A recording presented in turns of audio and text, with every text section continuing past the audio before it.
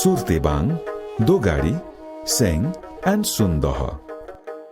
Our team will be hunting at Seng and Gustang blocks.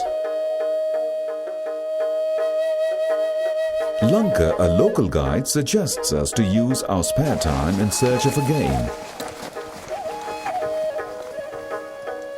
Barking deer, locally known as ratua, according to Lanka's indigenous knowledge, is frequently observed in its niche between the alpine forests and bukki pastureland around here.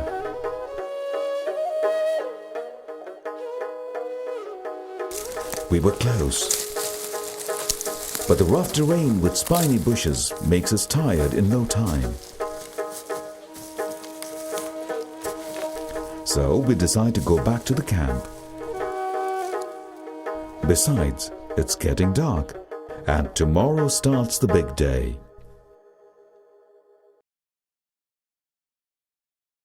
Lanka's vigilant eyes easily spot out a barking deer. His local experience claims it is probably the oldest one in the area.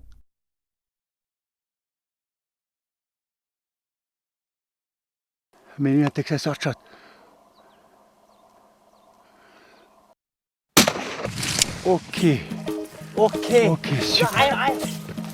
Wow. What you mean by? Oh. Hey. Wow. T'as vu comment il est allé vite aussi? And start some photo shots while the porters start carrying the game to our camp. 2009 लागेपछि यो हाम्रो Nepal wildlife सफारीको चाहिँ यो दोस्रो trip हो. दोस्रो ट्रिपमा पनि अस्ति पहिलो ट्रिपमा Lanka believes that this kill of barking deer is a sign of successful blue sheep hunting based on his past experiences. Should this be true for us is yet to be seen. We have to walk further up to go to Shang block, which extends up to Maikot, Rukum. It takes about 5 days trek to Dule, which is a base camp for Shang block.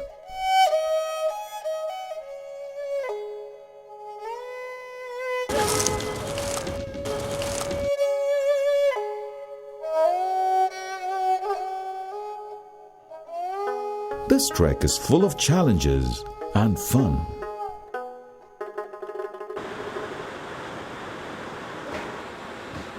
The way passes through the jungle of fir, pine, birch, rhododendron, hemlock, oak, juniper and spruce, along with a variety of medicinal plants. This provides home for leopard, goral, Himalayan Thar and wild boars, along with some endangered species such as musk deer, red panda and dafe, the national bird of Nepal. Our other team that will be hunting at Gustung block have reached Darbang Myagdi after 2 hours helicopter ride from Kathmandu.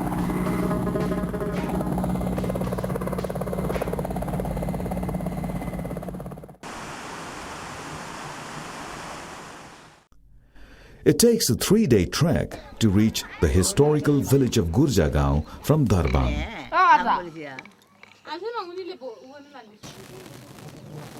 Gurja community lives its own natural lifestyle full of culture and tradition.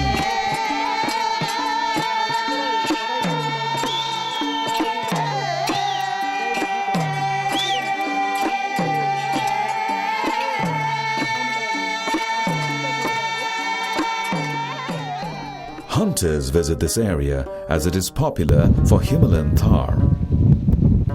We start our journey further from this beautiful village towards the bukki rangelands of Gustung, which feeds blue sheep herds during these months.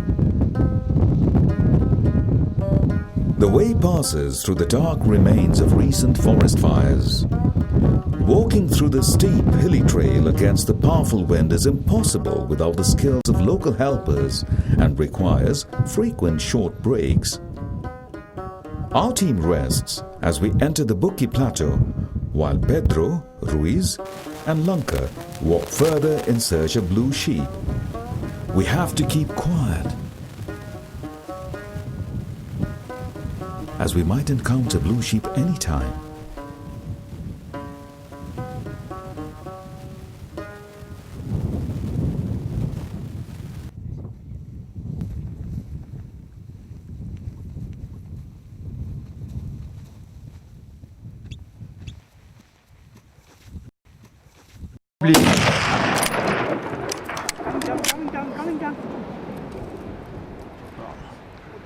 C'est loin.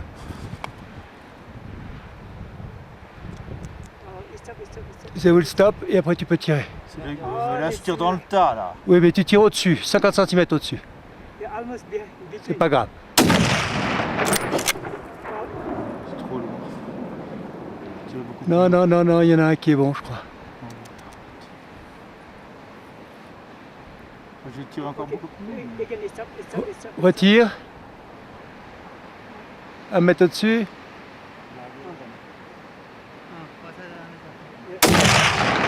Non, ça tire 1 mètre à droite. Oops, he missed it. It might be the end of Pedro's hunting trip. If the blue sheep is hurt, even with a minor injury, Pedro cannot shoot anymore for this trip. It is the regulation of the Department of National Park and Wildlife Conservation. Our team, along with the game scout from Dorpatan Hunting Reserve, walks across the valley to examine if there is any sign of the injury. This time, both the blue sheep and the hunters are lucky.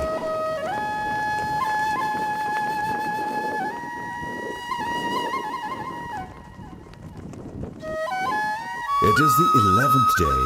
Our team is fatigued by the grueling trek, and the weather is getting worse.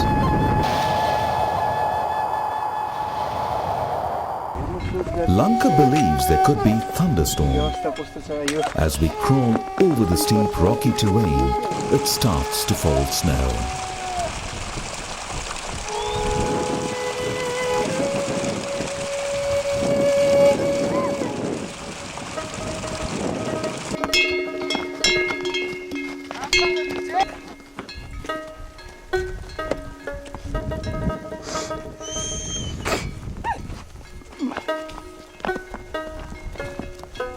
Frigid temperature which goes below -15 degrees is quite challenging, which will get worse as the night starts to kick in.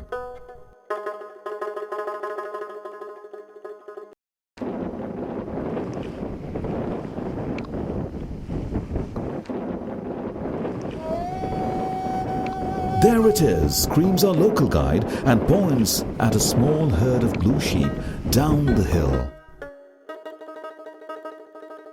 Hunters get excited and start to position themselves. However, we soon realize that the herd does not have an old male. Excitement turns into disappointment since it's getting late and we have to reach the camp soon. The home seems to have heavy roof. Today's journey ends with a wish of tomorrow's good weather and a hope to encounter and pursue a blue sheep tomorrow. We are blessed by a delightful dawn and a clear sky. The beautiful range is under the enchanting snowflakes. Hunters and helpers start their necessary preparation as the morning sun melts snow out of our way.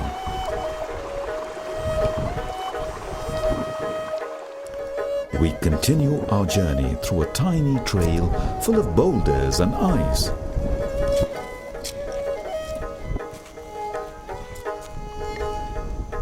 Local guide suggests us to be very careful, as a simple mistake can cost the life of a man.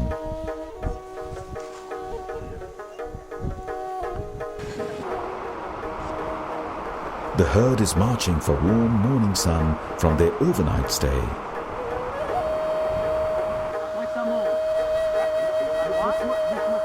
They prefer to walk on the edges as it provides wider vision.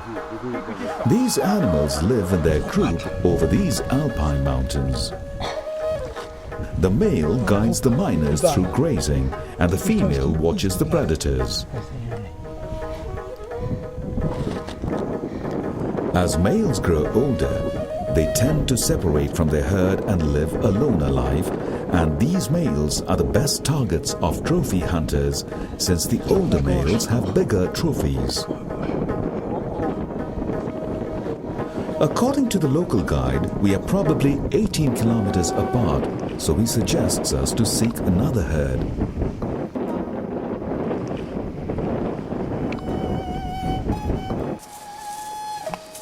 It's midday, and our team is getting hungry and tired. The escalating altitude is making it worse.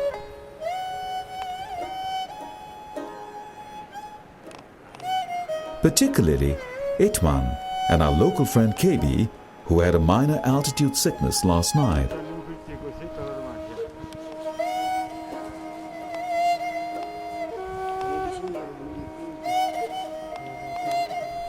Dry bread and water for lunch at this cold and windy mountain region was perhaps not a pleasing experience. Obviously, it's not rational to expect lavish food in this deserted mountain. But the beauty around Pupal Lake seasons our feast and keeps our spirit alive.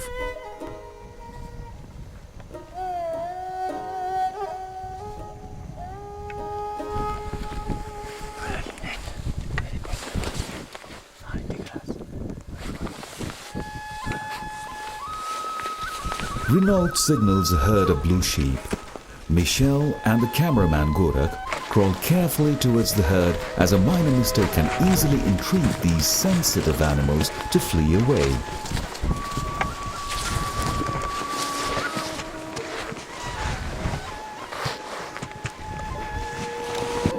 Blue sheep can smell its threat up to 5 kilometers. We are lucky that the wind direction is in our favor.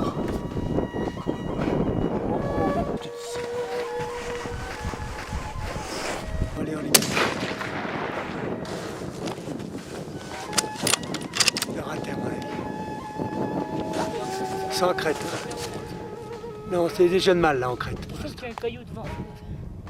Hein? There was no kill, but Lanka believes that there is an injury. Il y a combien là? Chut.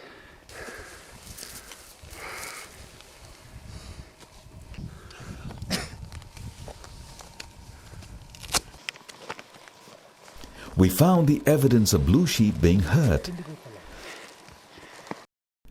Michel missed his chance of winning the trophy for this year.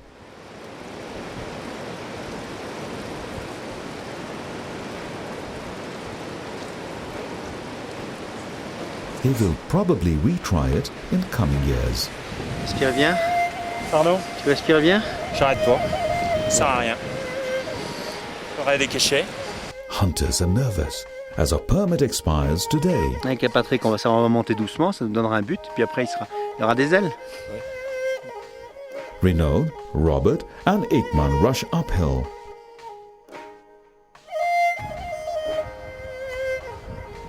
Luckily, there are 2 big males on this herd.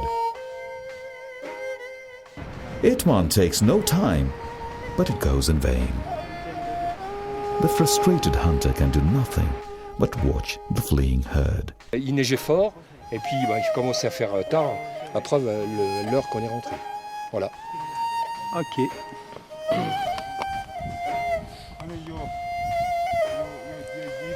We have hardly 3 hours to make the kill for this trip, and we just missed a shot.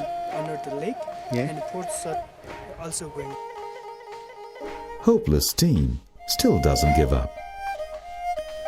After we cross a couple of hills, hunters see the last hope. There is no room for mistake this time.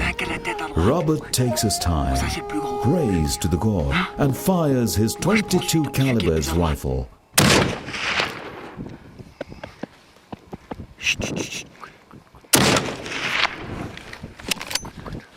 T'as pas tiré le bon. Hein? T'as pas tiré le bon. Et tu m'as dit, non, après je te dis, c'était celui-là. Ah, c'est pas grave, rien. Mais écoute, il était bien placé. Écoute ça. Il est bon. Finally, the beast is down and joy explodes. Du tibet, hein. Donc tu avais...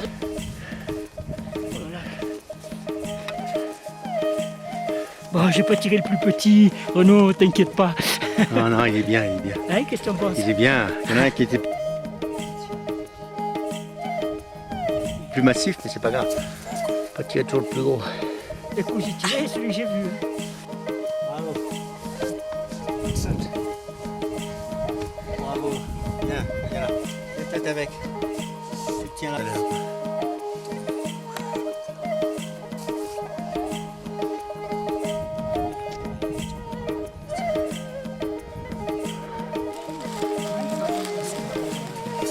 Skinning follows a careful incision, followed by salt treatment. So we are salting because the salt take out the water, and after there is no putrefaction. There is no, you can keep it after a long time. You dry it, the salt dry it, take out the water, and after you can traverse where you want. The head cleaning follows a series of chemical treatments that include peroxide treatment, sodium fluorosilicate treatment, and bleaching with frequent rinsing. When ready, the trophy is measured using a steel tape in centimeters in decibel place for the record and kept in a cool, dry and well-ventilated place.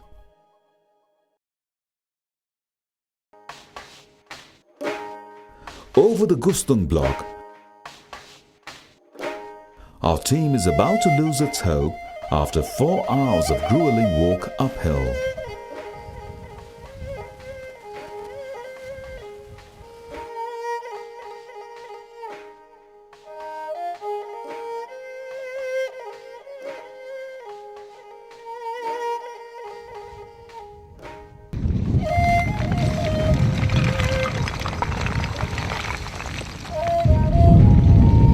Raja tries to save his guest, but he seems to be in trouble himself.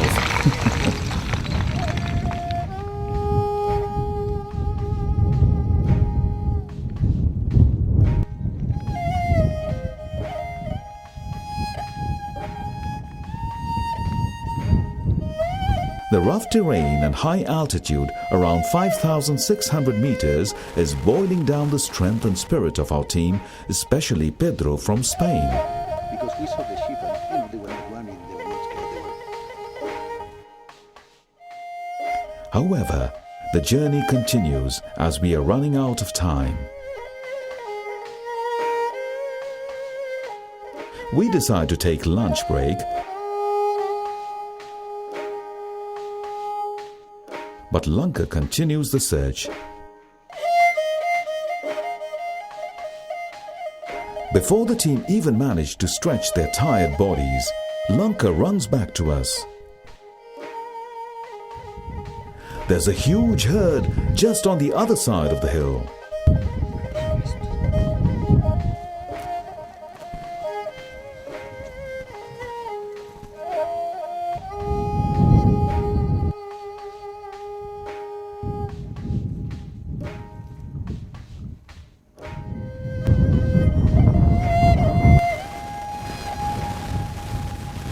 Pedro tries his best to find his hiding place over the open hill.